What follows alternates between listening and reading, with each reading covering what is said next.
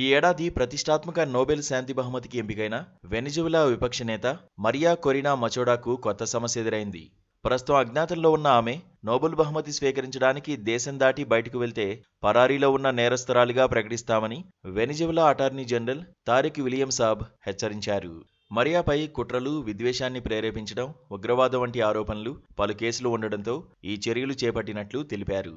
Caribbean సహా చుట్టుపక్కల ఉన్న సముద్రాలపై అమెరికా సైనిక దళాల మోహరింపునకు మద్దతిచ్చినందుకు మరియాపై దర్యాప్తు కొనసాగుతున్నట్లు అటార్నీ జనరల్ తన నివేదికలో తెలిపారు.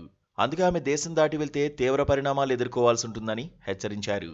కానీ ఈ ఏడాది ప్రతిష్టాత్మక నోబెల్ శాంతి బహుమతి వెనిజువెలా విపక్ష నేత మరియా కొరినా మచోడాను వరించిన విషయం తెలిసిందే. డిసెంబర్ 10న నార్వే రాజధాని ఓస్లోలో నోబెల్ పురస్కారాల ప్రదానోత్సవం జరగనుంది.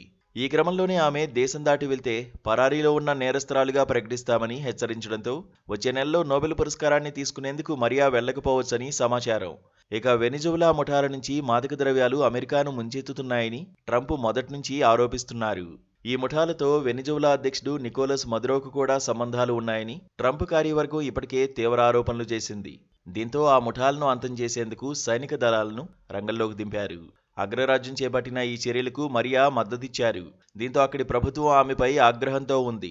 ఈ క్రమంలోనే తాజా ప్రకటన వెలువడింది.